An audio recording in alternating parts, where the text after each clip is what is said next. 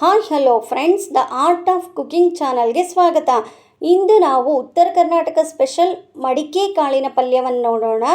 ಈ ಕಾಳನ್ನು ಚೆನ್ನಾಗಿ ತೊಳೆದು 24 ಗಂಟೆಗಳ ಕಾಲ ಒಂದು ಬಟ್ಟೆಯಲ್ಲಿ ಕಟ್ಟಿಡೋದ್ರಿಂದ ಮೊಳಕೆಗಳು ಚೆನ್ನಾಗಿ ಬರುತ್ತೆ. ಈ ಪಲ್ಯಕ್ಕೆ ಬೇಕಾದ ಪದಾರ್ಥಗಳು ಹೆಚ್ಚಿಟ್ಕೊಂಡಿರುವ ಈರುಳ್ಳಿ, ಕೊತ್ತಂಬರಿ ಸೊಪ್ಪು, ಬೆಳ್ಳುಳ್ಳಿ, ಹಸಿಮೆಣಸು, ಉಪ್ಪು, ಬೆಲ್ಲ, ಹುಣಸೆಹಣ್ಣು, ತೆಂಗಿನ ತುರಿ ಹಾಗೂ ಎಣ್ಣೆ. ಈ ಪಲ್ಯಕ್ಕೆ ಬೇಕಾದ ಮಸಾಲೆಯನ್ನು ರೆಡಿ ಮಾಡ್ಕೊಳ್ಳೋಣ. ಒಂದು ಮಿಕ್ಸಿ ಜಾರಿಗೆ ಹುಣಸೆಹಣ್ಣು, ಬೆಳ್ಳುಳ್ಳಿ, ಹಸಿಮೆಣಸು, ಕೊತ್ತಂಬರಿ ಸೊಪ್ಪು ಹಾಗೂ ತೆಂಗಿನಕಾಯನ್ನು ಹಾಕಿ ಚೆನ್ನಾಗಿ ನಯಸ್ಸಾಗೋ ಥರ ರುಬ್ಬಿಟ್ಕೊಳ್ಳಿ.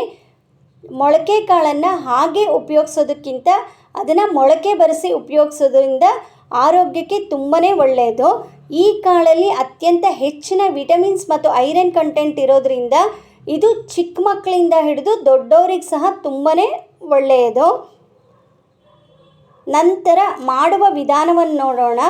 ಒಂದು ಕುಕ್ಕರ್ ಪಾತ್ರೆಗೆ 2 ಸ್ಪೂನಷ್ಟು ಎಣ್ಣೆಯನ್ನು ಹಾಕಿ ಸಾಸಿವೆ, ಜೀರಿಗೆ, ಅರಿಶಿಣ ಮತ್ತು ಈರುಳ್ಳಿಯನ್ನು ಹಾಕಿ ಚೆನ್ನಾಗಿ ಒಗ್ಗರಣೆ ಮಾಡಿಟ್ಕೊಳ್ಳಿ. ಕರಿಬೇವು ಮತ್ತು ಟೊಮೆಟೊ ಸಹ ಯೂಸ್ ಮಾಡ್ಬೋದು. ನಾನಿಲ್ಲಿ ಅವೆರಡನ್ನು ಯೂಸ್ ಮಾಡಿಲ್ಲ. ಈ ಪಲ್ಯ ಚಪಾತಿ, ರೊಟ್ಟಿಗಷ್ಟೇ ಅಲ್ಲದೆ ಅನ್ನಕ್ಕೆ ಸಹ ಚೆನ್ನಾಗಿರುತ್ತೆ.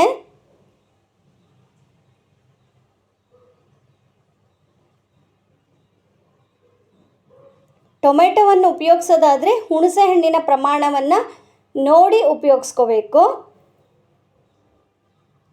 ಈರುಳ್ಳಿ ಸ್ವಲ್ಪ ಕಂದು ಬಣ್ಣ ಬಂದ ನಂತರ ನಾವು ಮಿಕ್ಸಿ ಮಾಡಿದ ಮಿಶ್ರಣವನ್ನು ಇದಕ್ಕೆ ಹಾಕಿ ಚೆನ್ನಾಗಿ ಕೈಯಾಡಿಸಿ, ನಾವು ಹಸಿಮೆಣಸನ್ನು ಹುರಿದೇ ಉಪಯೋಗಿಸಿರೋದ್ರಿಂದ ಈರುಳ್ಳಿ ಜೊತೆಗೆ ಒಂದು 2 ನಿಮಿಷಗಳ ಕಾಲ ಫ್ರೈ ಮಾಡ್ಕೋಬೇಕು.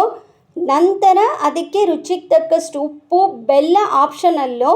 ಬೆಲ್ಲ ಬೇಡ ಅನ್ನೋರು ಬೆಲ್ಲವನ್ನು ಸ್ಕಿಪ್ ಮಾಡಿ, ಆದರೆ ಬೆಲ್ಲವನ್ನು ಉಪಯೋಗಿಸೋದ್ರಿಂದ ಪಲ್ಯದ ಟೇಸ್ಟ್ ಚೆನ್ನಾಗಿರುತ್ತೆ.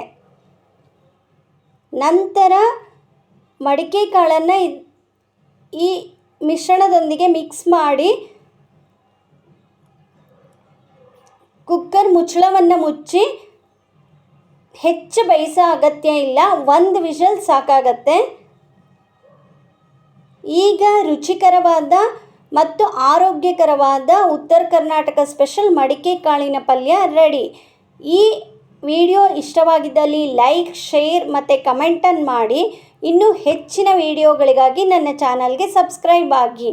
Thank you for watching my YouTube channel.